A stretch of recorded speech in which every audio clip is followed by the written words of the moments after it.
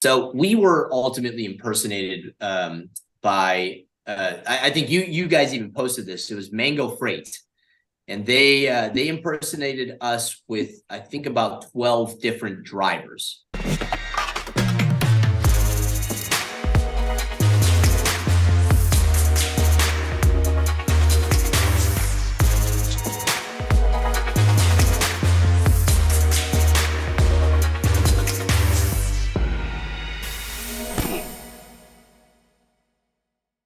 The trucking industry is crazy right now, and being a broker can be stressful. Managing your invoices, billing, collecting, carrier base, and cash flow can feel like an impossible task. But I can tell you, OTR Solutions has figured out the impossible. They eliminate cash flow problems for carrier payments and ensure margin funding in just 24 hours with broker invoice factoring. OTR Solutions takes care of billing and collection processes with your shippers. And with lightning quick and accurate invoicing, your customers will never need another broker to handle their freight needs. Kick back, relax, and let OTR take care of your brokerage. If you want to know more, and I hope you do, check them out at otrsolutions.com/freight-caviar to see what they can do for your business. Or give them a call. They love to talk to brokers at 770-882-0124. We've partnered with Ascend TMS, the world's most popular and top-rated transportation management system. It's the ultimate tool for all your freight needs. You could use our referral code RA-FreightCaviar! To receive 3 months of Ascend TMS for free.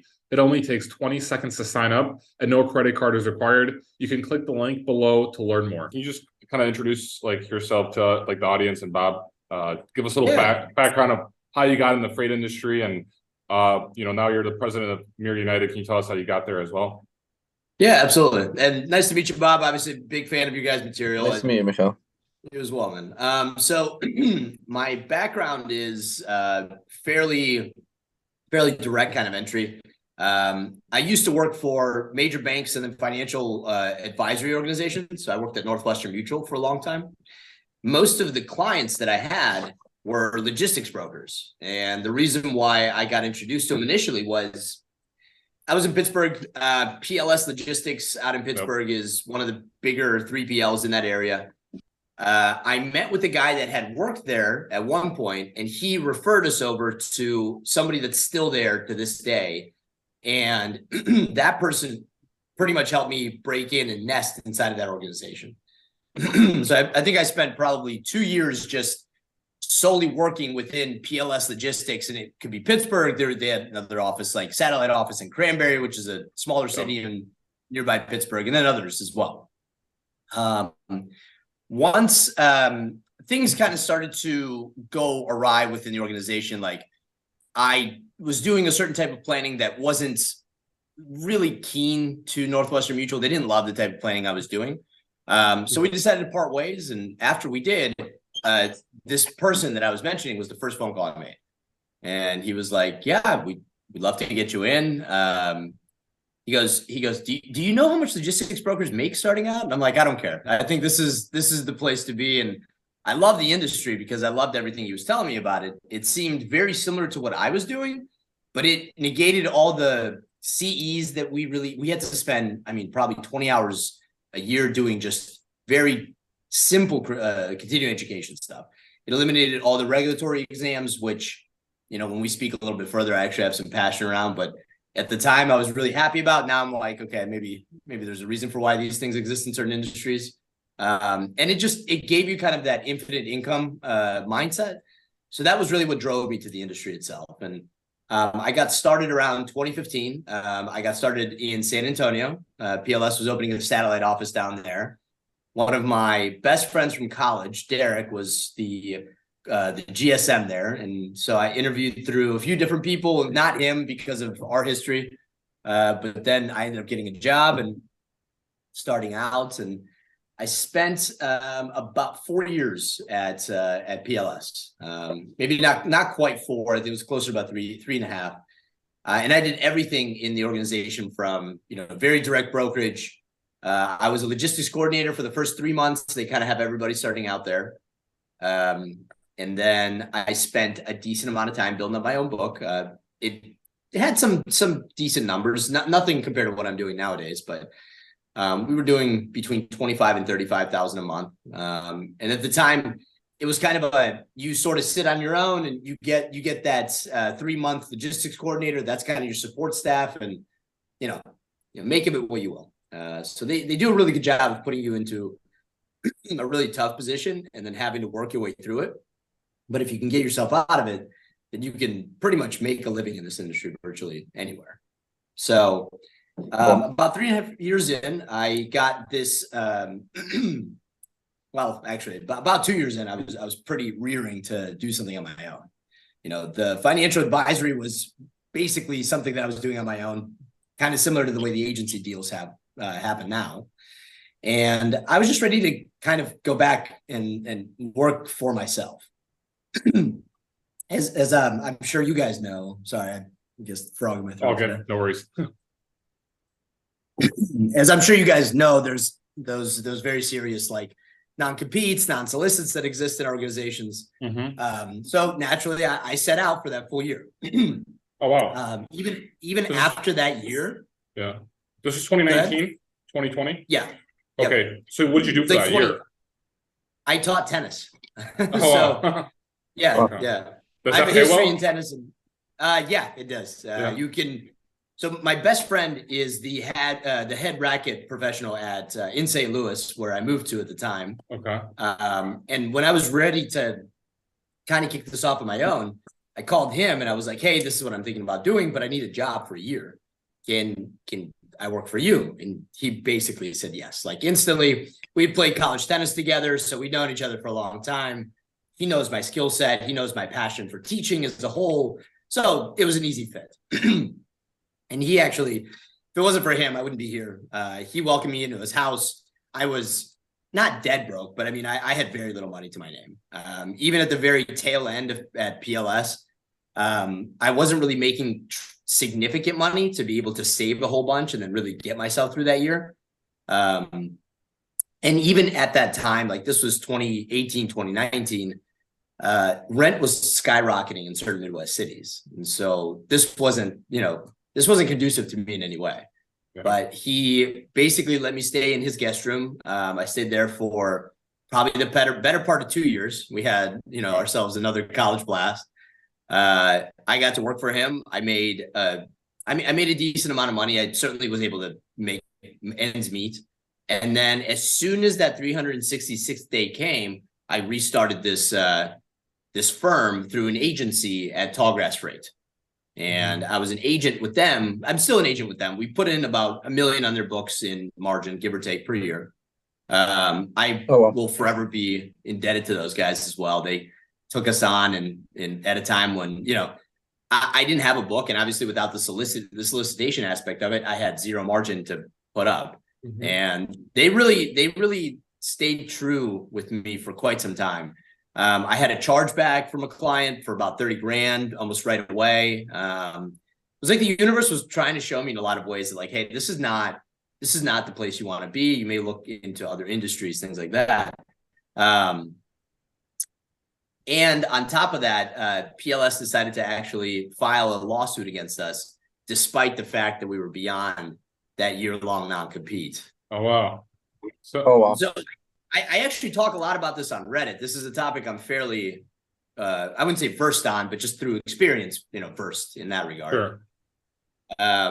They don't come after you because of clients. And so they do this very strategically. They come after you because of trucks. And what they claim, which, any judge that has no experience in the industry can take a look and say, okay, well, this is his clients now, this is clients before. If any of these match, there's a solicitation aspect. That's that. With this is so much broader and so much more difficult to capture. But what they'll claim is that, well, we have these truckers in our network that match the truckers that are in this network. And we taught, Agent X how to do brokerage. This is our proprietary knowledge that we know how to do. Because we know that between the three of us, there isn't like realistically a course to go do this. It's not like you can go to university and broker freight. So they have a lot of the legal leverage on their side. And what they'll do is they'll push on that. And it went so far as to, I could not move OTR for another year because that was the arbitration of No way. I couldn't move. So This was in the state of Texas, right? At this point, I was in St. Louis, so Missouri, but I couldn't move Okay. OTR anywhere. Sure, Anywhere sure. in the But the world. court, this was a state court. So they filed it in Pennsylvania. So that Okay. was they do it very sneakily as well. They file it in Pennsylvania, so you're not even informed about it until well after the case has gone through the courts and a magistrate's had a chance to take a look at it, and then you get about 2 days to show up to court. Wow. And naturally, again, I wasn't making crazy money at the time. I wasn't like, just hopping on a plane to go to a court in Pennsylvania and then getting a lawyer on top of that. Yeah. So I spent every dime I had on an attorney, and the attorney did a really good job of blocking and tackling, but inevitably they came out on top, and I could not, like I said, move, just traditional loads that you would see on DAT. Yeah. And it was one of those, you'll hear, I'm not super into like woo-woo universe, like manifestation, but I do conceptually practice it a lot. So you'll hear me bring it up from time to time. And this is another one of those incidents where I think like the universe was kind of just giving me a little message. I now do probably close to 80% non-traditional OTR. We do drayage, international, ocean, air, construction, destruction, installation, consulting. We do very out there stuff, like stuff that really doesn't typically require the traditional 48-foot dry van. And this concept was what really taught me to do it. Like before PLS, I think they do drayage now, but when I was there, none of it at all. And so this allowed me to enter that market space because I wasn't posting loads on that. I wasn't capturing any of the carriers that they had in their system. And so now all of a sudden I am no longer soliciting under any aspect. Yeah. And I was able to start building up clientele. And I even remember like it was a process. Like even then it took, some time to really get into numbers that allowed me to step away from that tennis coaching job. Mm-hmm. It took me probably another 7 months beyond actually starting back up to where we had enough capacity going where I could truly say, okay, like I'm going to back away from this. I make enough now to just make ends meet. I hired one of my, he was like a 17-year-old tennis student that I was teaching. His name was Tomas. And he was like my carry capacity rep. He was track and tracing, like just, general drayage, like asking them where they were, when they were going to arrive. And so. Hey there, amazing listeners. If you're enjoying what you're hearing on our podcast, we need your support. It will only take a moment, but it would mean the world to us. Please make sure to hit the like button on this video, subscribe to our channel, and don't forget to share with one of your friends that would enjoy our content. Your engagement helps us reach more people and bring more awesome episodes to you. Thanks a million, and thanks for being part of the podcast community. So we made a pretty good company out of that, a few years ago. That's a great story. Mikhail, I'm wondering, how did you transition, because from my understanding, you didn't really know drayage that well. And how did you learn all the other types of specialties that you were just mentioned that you did outside of OTR? Like, where did you learn that, and how did that transition look like?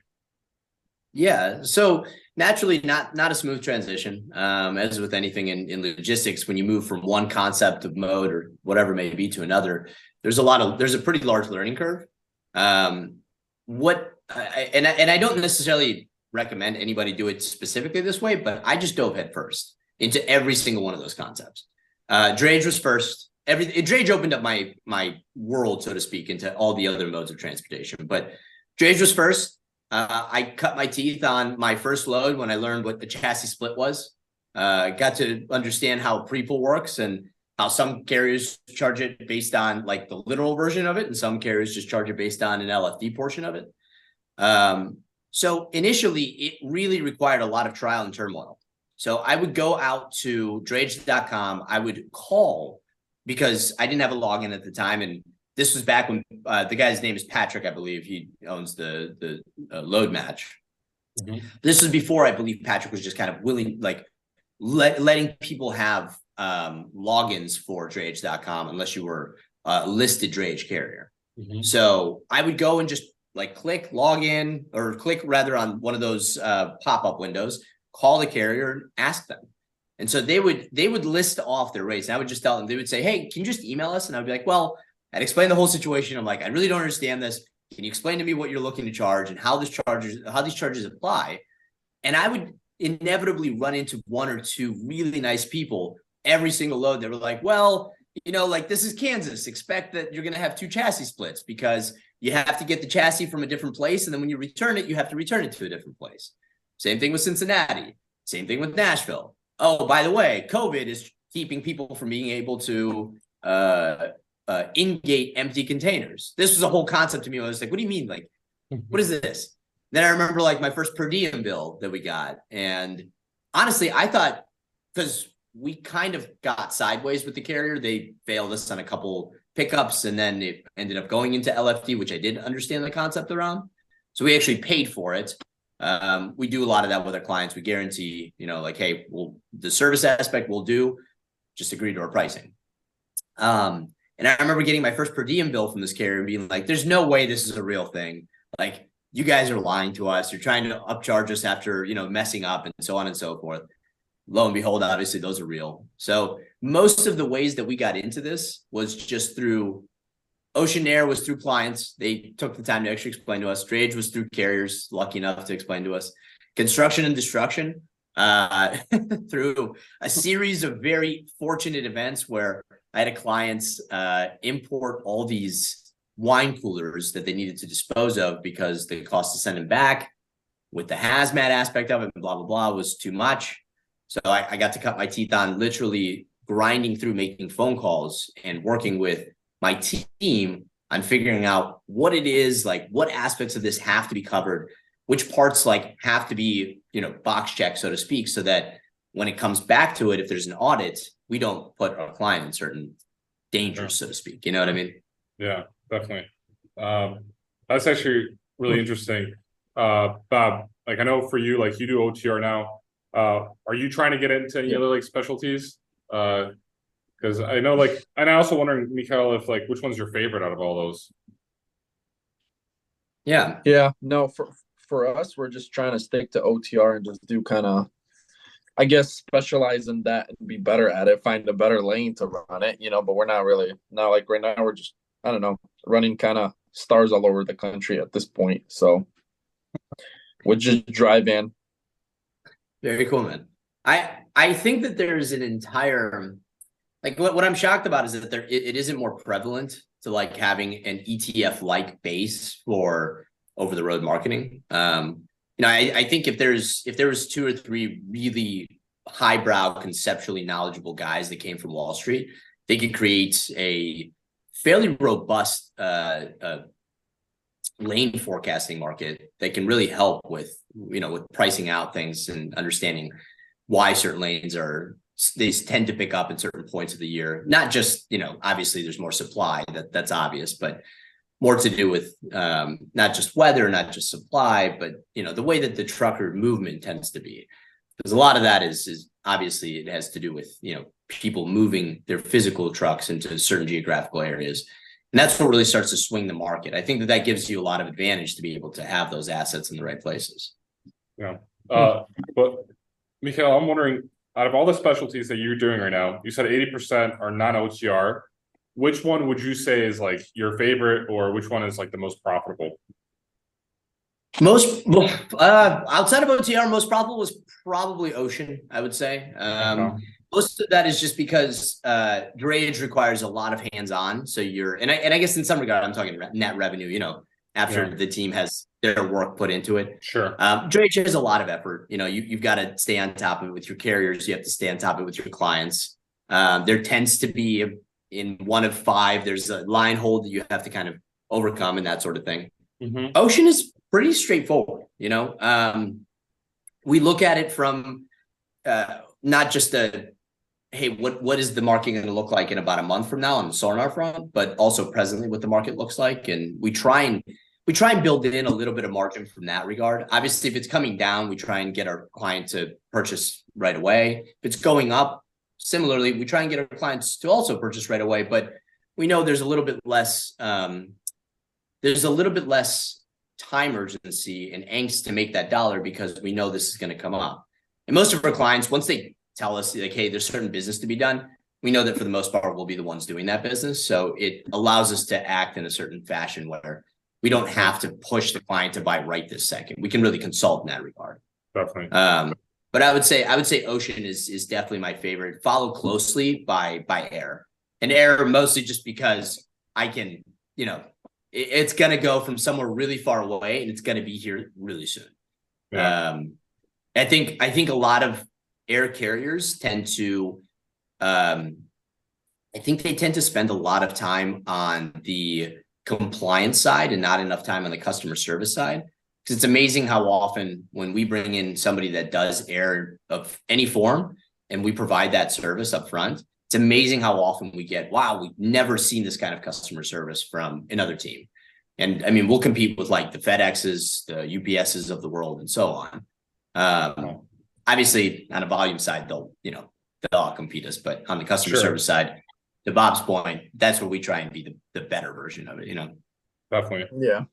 Can you explain a little bit more about like the ocean side of it? Because for me, this is all like, I don't even understand that because I'm not from the brokerage side, so I don't really know how that works. I'm more from the trucking side.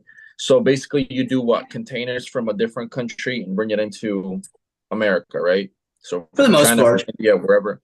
Yeah, we'll do export as well. So we'll do outside of the US, elsewhere. Okay.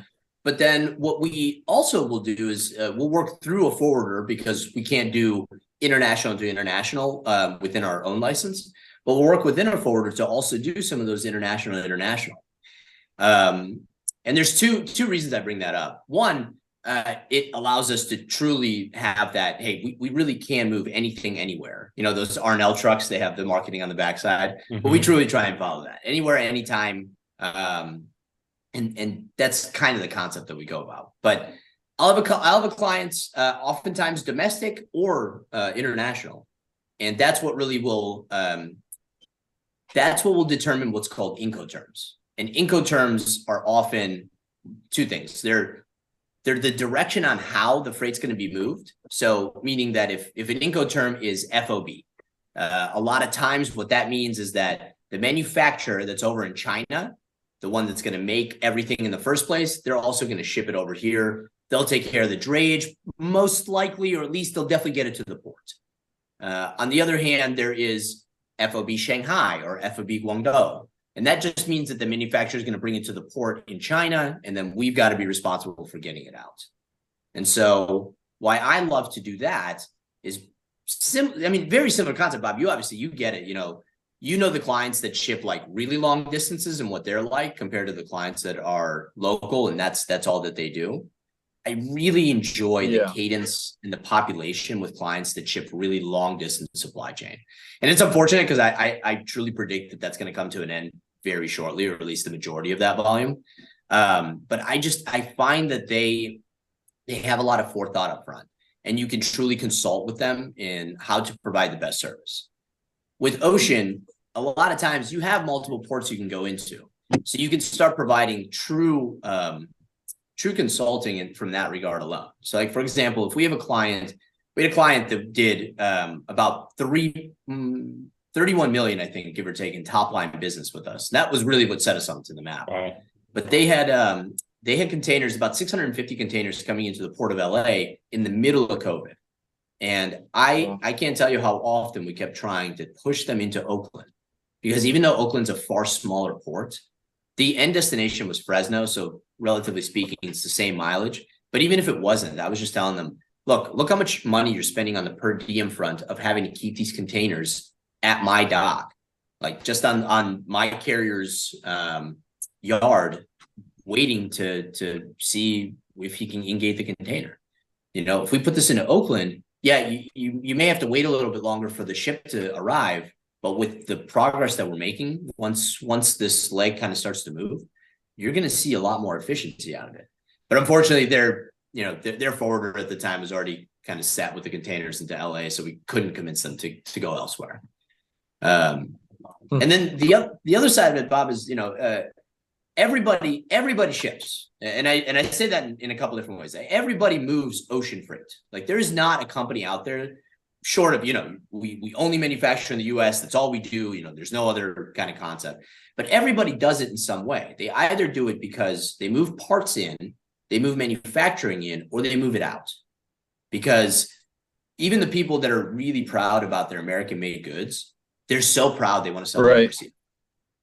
And so, and the reason why we do a lot of the through the US aspect, and this is the one that I really want to turn up in my company. So we partnered with a company down here called Triton. Triton Carriers, they own a warehouse, and we partnered to own a portion of it in what's called the free trade zone. Are you guys familiar with the concept of FTZ? I don't think so. Not really. So this is I think this is the coolest thing that we do. Not we as in MIR, I mean we as in the industry. So Triton, one of their biggest clients is, because obviously I don't know who they are, so I'm not going to name the client, but they supply a large portion of the alcohol, tobacco, and fragrance to the U.S. cruise lines, which, they come out of LA, Houston, New Orleans, and Miami. I know there's probably a few other places that they come out of as well, but for the most part, that's what we're talking about. Have you guys ever taken a cruise before? I have not. Yeah. You have? Yeah. Well, you have? I have not. Okay. Well, so it's like a 50-50 when I ask this question. So Bob, I'm sure you'll notice two things on that cruise. One, so much alcohol, right? You could probably stop anywhere to get a drink anywhere you want. And two, probably a decent bit of alcohol that you don't see in the US. So a lot of people think about that and they're like, well, how does that ship have that alcohol already on board when it docks into the US? In order to get that ship supplied, they have to use a foreign or free trade zoned warehouse to import in that alcohol. So there's three kinds of warehouse. So there's your traditional warehouse that has no, real bonding licenses or anything like that. There's bonded, and bonded, as you guys probably know, you can store stuff, you can leave it there, but it can't be, broken apart or taken out. With a free trade zone, you can actually pick and pack. You can take things out, you can remove it out of the container, put them into different different areas to stage up. Because the way that these cruise lines come about is they'll come to you and they'll say, we need this many cases of this many cases of that. And you've got to pick and pack, put that on the pallets, put that on a driver who is bonded so he can move it to the cruise line, bonded, and then literally go ship side delivery. And so, you do that, Mikhail. So we're working towards, that's Triton's biggest client. We're working towards actually onboarding the other arm of that right now, and we'll be supplying the other side of. That's pretty sweet. There's so many different things in this industry that I'm shocked, honestly. It's insane.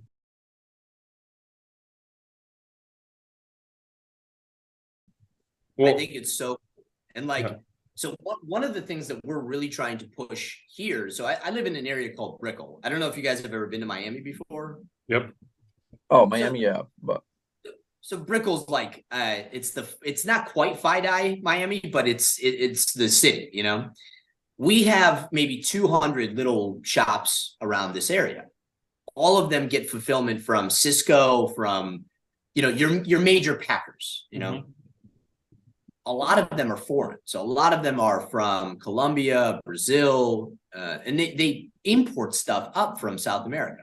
Everything from coffee to pallets. One of the stores out here that we just started to have consultation with, they're a Colombian pet store. And so they import up these Colombian toys. And same kind of thing. So with us, you can take those toys and you can over import. So you don't have to think about okay, well, we can only afford this many because the duty is this much. With us, let's say you import 2 containers worth, but you only need 1 container. Anything that comes out of that first container that you're going to put on the shelves, you got to pay your duties and taxes. Everything that stays in the other container, you can take it out, you can put it on my shelves, you can stage it ready to go, and you don't owe any duties or customs or taxes until you've put that on the shelf. Not only does it give you the opportunity to also strategically work with clients to be like, hey, construction company that's importing all the steel, store this in my area, because you probably don't want to sit there in meetings all day long thinking about what's the true balance of how much can I buy versus how much my duty is, because on top of everything else, those Incoterms are going to determine whether I pay my duty to origin and here or just to here. And so it gets really complex. And with us, it's just kind of like simple, import this in, you can figure this out on the back end, and God knows construction is not going to stop. So you can use this, moving forward. Definitely. It's good for cash flow, right? That's kind of like the main reason for it. Exactly. No. Exactly. And that leaves the money in the accounts. It doesn't go, not that I have some problem with paying the government, but it doesn't go to the government's pocket, as any business owner, does when it comes to that. Definitely. Well, the government is the worst with controlling the money. Anything that's, I feel like, government ran is going to crap. Think about it. Private companies and anything that's private is ran way better than anything that's government ran. And yet they still take all our money all the time for everything. I mean, we pay so much fees to the government for trucks and everything that I'm like, what the heck? Why are we getting charged for all this nonsense? But yeah, those quarterly taxes have luckily I'm in a fortunate place, but yeah, it's tough to see. Obviously, as a business owner, when you see how much comes out, and thinking about, the amount of people that I would just, even if half of that was able to stay home, the people we can hire to really diminish the workload. Reinvest it. Yeah, of course. Oh, yeah. Mikhail, sorry, no, go ahead. I was just going to comment and say, like, look, my team works their butt off, like, truly. Like, these guys are up at 7. They're not usually done until 6 or 7 because of, we're thin. We're a small team. You guys have seen my website. There's a total of 6 of us, and we just onboarded a new salesperson. So now 7. But we're not looking to grow beyond, an organization of 50. I want to continue this non-traditional freight style, and because of that, it requires to kind of stay niche and boutique. But like, to that point, man, what I wish that at least half my tax go towards hiring some support, that we could thin out some of these hours and allow for my team to be done at a reasonable hour. Definitely. Oh yeah. I'm wondering, Mikhail, because I know that you're pretty active on the Freight Broker Forum on Reddit, and you touched on this earlier, that you're pretty well versed with the lawsuits and then non-competes and non-solicitation agreements, and you're also pretty vocal on how to kind of I guess protect yourself, or I guess if your MC gets compromised, you're able to kind of give tips on how to help that. Just a little insights. Bob had his trucking company. Someone was impersonating his trucking company. I'm sorry. Yeah, well, they got a truck. They put his MC on it. They started taking some loads. They never paid the driver. But I'm wondering, like, could you kind of give us some more insights on what you've been posting and sharing on Reddit, and what are some of like the more popular questions that you've been answering? Yeah, absolutely. So I know we've seen probably a pickup in the my trucking company's been impersonated. Somebody's double brokering our company and so on. So I tried, as one of, this happened to me. So somebody that got some really good advice, I try and share it back as well. Obviously, a lot of the advice is on the mitigation side. So like what you do up front to avoid this, but on the back end, which is where I'll start, that's really where a lot of us tend to focus on, because nobody wants to imagine what happens when it happens, but that's ultimately what you have to do. The first thing that you absolutely have to do, you got to pick up the phone, and you have to start making the phone calls going backwards. So we were ultimately impersonated by I think you guys even posted this. It was Mango Freight, and they impersonated us with, I think, about 12 different drivers that they were able to get a fake rake on over to.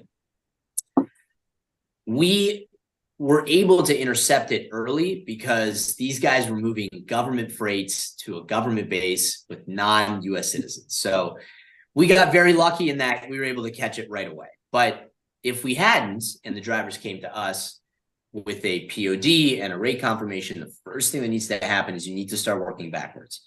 Where did you pick this up? Okay. Is the place where you picked it up, is that the client's?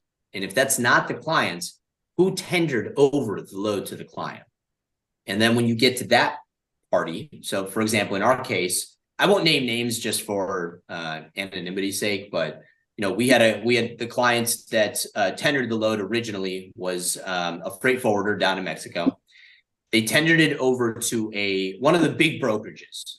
You guys know their name very well. It's not a 3-letter brokerage, but it's one of the big brokerages that holds the majority of their assets overseas. So that means, as you guys may know this, no carrier 411 access at all. That forwarder, that broker that tendered this load over to this trucker, they were the ones that ended up being at fault. So we caught it like really quick. There was only two degrees of separation. But even going beyond that, because we obviously didn't know until it was clear, nobody's going to admit to it. It's just going to dawn on you at some point where you're going to be like, okay, this is the party that is at fault. It's like a game of telephone. You know, you just go backwards until you find the two people that obviously have a difference in what they were told. And okay, you know who the one at fault here is. They'll never admit it. Obviously, they don't want to be, held liable in any way, but naturally you kind of have to position it in a way where, look, this is on you. We need you guys to find a way to mitigate this. I tried to work with their compliance department, but unfortunately being held overseas, that's their whole thing. They move very inexpensive freight because they have very inexpensive labor, but as part of that consequence, they don't have the ability to do things like double check carrier 411. I don't know if Carrier Assure operates outside of the US, but I from my understanding, you can't check that if you're outside of the US either. Mikhail, just to confirm, so this is a US based freight brokerage that you're saying operates overseas, like a popular US freight brokerage. Yes, I would say so. Okay. I see their name very frequently. They're so popular. And so they had this load and they gave it to a double broker / scammer, and then they impersonated your company, and then they sold it to someone in the hopes of scamming them, kind of, I guess, right? Exactly. So, and then you essentially got this. You received 12 rate confirmations for loads that were not yours. And your Mango Freight was the company that, I guess, impersonated MiRUnited. MiRUnited, and made these fake Raycons. Okay. And so we actually went backwards and we tied it back to every single client. So we were able to get every single driver paid their, unfortunately, not the double brokered fee, but the original fee. Yeah. Thought had that happen too before. We almost had it happen. No, I mean, we basically booked the load. It was out of Utah, and they were like paying us. Well, our dispatcher booked it. They paid him like $6,000. I think it was like $6,000 on that load. But then when we got to pick up that load, it was actually a CH Robinson load, and they ended up only having like $4,300 in it. So we contacted CH Robinson. They're like, well, if you want to take it, you can take it, but you're not getting the $6,000. You're getting, $4,300. Right. During that time, we ended up taking it because that area was dead and there was nothing out of there. But yeah, it was just such a screw up. So yeah, it's such a kick to the shin. Like you do all that work and then all of a sudden you arrive and you're like, man, like, especially in a down market of all times, you would think normally the higher markets really rear out these guys because they can't really.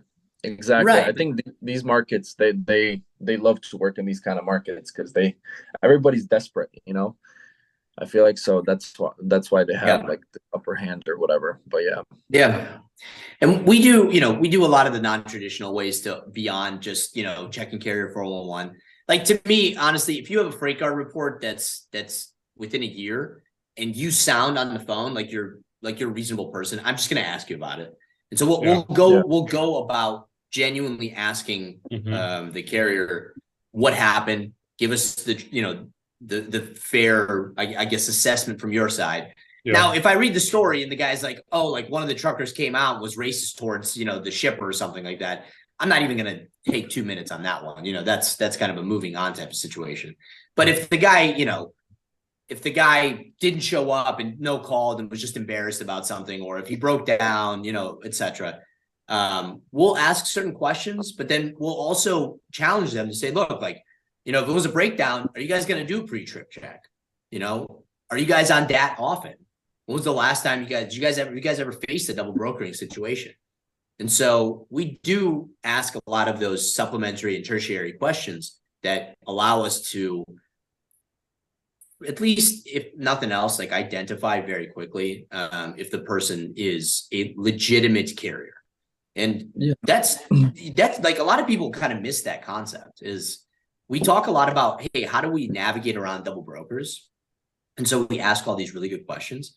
But to me, I'm kind of like, why don't we just ask these questions anyway? These questions should be answered by very legitimate carriers anyway. And whether someone's a double broker or just simply not very good at this industry, like we need to be asking these questions regardless for that reason.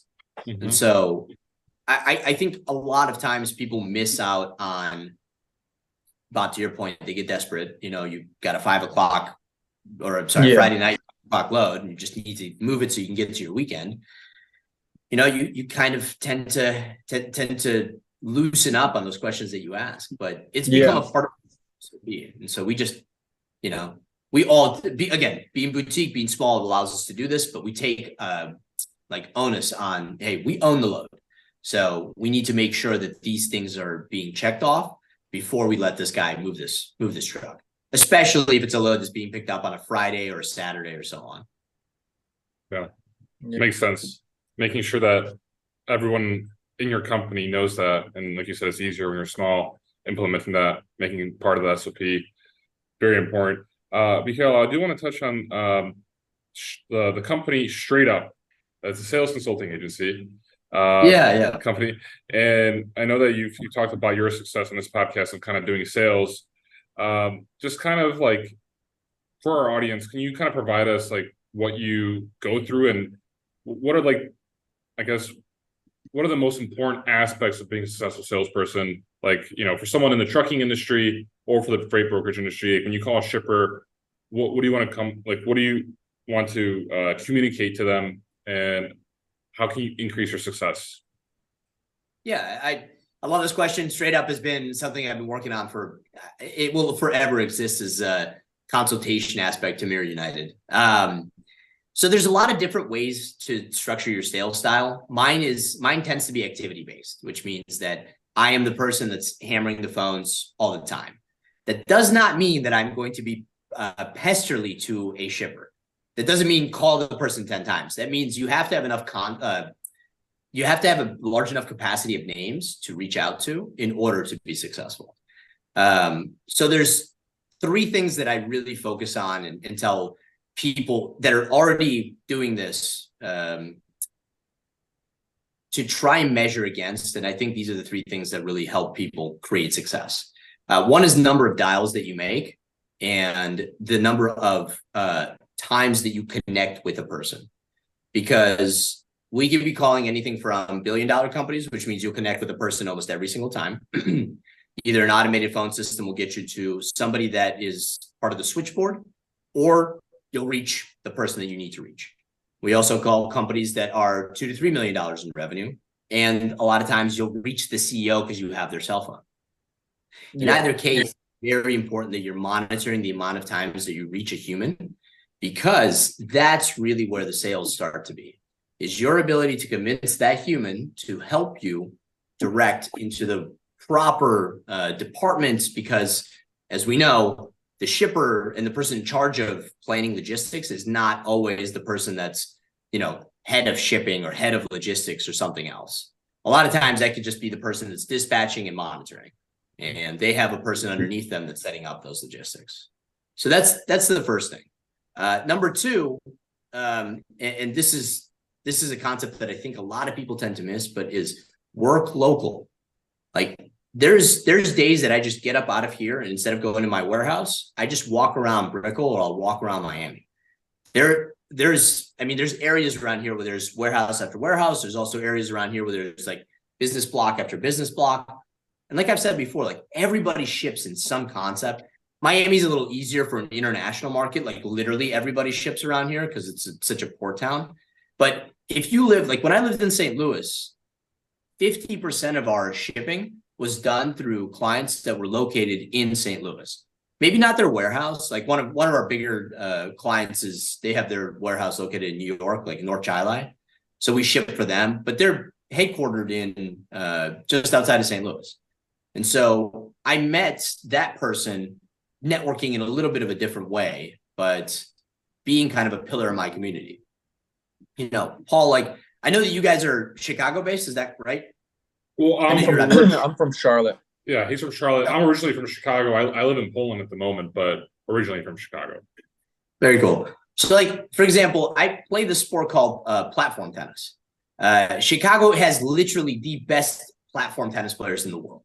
And when I go up there, it's a little bit, it's a little more fun. But like, for example, St. Louis has this. Charlotte, I don't know if Charlotte has a club to do this. But Bob, do you like golf or do you any other kind of sports of that nature? Yeah, I mean, I played golf. I do play tennis sometimes, but it's with my friends. I'm not in any leagues or anything like that. But I'm guessing that's a great way to network and meet with people, right? Yeah, and it's incredible how many people that play golf is a little bit of an obvious one, like the country club sports is what I say. But then, even like your beer league softball team, your kickball teams, these are sports. I like sports. I'm not, not everybody needs to enjoy sports. They can do other things. There's genuinely like Rotary clubs. And then I think the number one way is social clubs. So like in Miami, we have something called Soho House. They also have one in Chicago as well. Mm-hmm. They have one all over, but like social clubs, I think are one of the number one ways to meet people. And it's really not about like, you're not joining these places to then like get a list to call on. You're joining these places to actually build a reputation, to do like positive things inside of your community. And then you're going to get asked what you do. And it's maybe not direct business. Maybe isn't going to be like John Smith that's standing next to you as part of like the team that you're, on with the social club. Maybe he doesn't ship, but God knows he knows somebody that ships, and he'll introduce you and make those connections. So those are really quick and easy to make because they're face to face. We're sitting at about 22 new clients for the year so far, and about 15 of those clients we have met like literally face to face. And it's not just because of like seeing them out here. Like we'll actually fly out and visit them. So I'll go a step further and do networking. A little bit more multi-state, so to speak. My girlfriend, Rachel, she's an expert at this. She could teach courses upon courses on how to truly build a network. And she's the one that's really opened my eyes up to the social club aspect of some of these things. But just belonging in some of those areas, you're paying for proximity. And so you're automatically next to people that are making decisions that allow for your company to prosper. Yeah. That's the biggest. I like it. Yeah. Thanks. Awesome. Mikhail, we do have to start wrapping up here. I know Bob's got an intense day. It's Monday morning. A lot of trucks to cover. Yeah, a lot of stuff going on. Mikhail, can you let the audience know how to maybe reach out to you or just to be able to, I don't know, email you if they have any questions? Yeah, absolutely. And we're very open. One of the things that I would love to help people on is those brokers that have just maybe left the 3PL that are waiting for their time to come up and they just want to know how to first get going, where to start, or even people that are already in the industry that just have questions. My email is first initial last name, so mrasner@MiRUnited.com. Our website is mirunited.com. My whole team email is MiRUnited@MiRUnited.com. So if any of those will help, and if we can find a way to help bring somebody else into this industry or help just position somebody a little bit more clearly in this industry, we always take the time to do so. Awesome. Well, Mikhail, thanks for coming on the podcast. It was great talking to you. Honestly, I think we should do this again sometime soon. We could talk about my my cease and desist letter, since you kind of specialize in from TQL that I got. You can't see the word, but yeah. So Bob got a cease and desist letter from TQL, but I'm sorry about for posting memes about them. But yeah, really? Oh my gosh! Yeah, it got pretty nasty. Yeah, I mean the memes were bad, but they're still memes. But they actually ended up blocking our trucking company from working with them, which my page kind of has nothing to do with my trucking page. But yeah, it's pretty crazy. Someone got you would salty. think you would think an organization, and look, I'm not going to speak to their poor reputation or lack thereof. That's not the comment here. But they have a reputation. Everybody's aware of it. You would think that they would have a bit tougher skin than that. Yeah. Because it's not, if nothing else, that's. I mean, look, I'll say it just like anyone that's ever worked there. If you spend the time at TQL, I mean, you'll get two things. You'll get a little trauma because it's tough. It's a tough place to work, but you will learn logistics better than virtually anywhere else. Yeah. I would think your memes would just be marketing for them, if nothing else. That's what I was thinking too, but I guess it went a little too far. I think there was that one meme, Bob, where you just kind of cross the line and you're like, this is fucking enough. Like, we're going to this guy. I think there was that one. They were like, because there's like 10 of them. Like, they're like, the first time we're okay, and then that last one, like, all right, fucking send in the guy. Too far. So, yeah. Send him the letter. Send in the letter. That's funny. Yeah. Oh God. Well, that's an award in and of itself. So congratulations. Yeah, exactly. Yeah. Awesome. Sounds good. Well, next time you live in Miami, right? Or somewhere by Miami, Yeah. you said? Well, next time we're there, we're gonna play some tennis. Yeah, man. We're going to see. Truly. Let me know. I'll get you guys a court. We'll make it happen. Awesome. Sounds good. Great All talking right. to you, Have a Joe. good. Thank you both so much. Day, guys. Yep. Enjoy your day. Take care. See ya. Mhm. Cheers. Bye. Yeah. Bye. Thanks for tuning in to the Daily Freight Caviar podcast. If you enjoyed the podcast, or if you didn't, leave a review. Let me know what you think. I appreciate any feedback. If you'd like to have more Freight Caviar content, go to freightcaviar.com and subscribe to my email newsletter.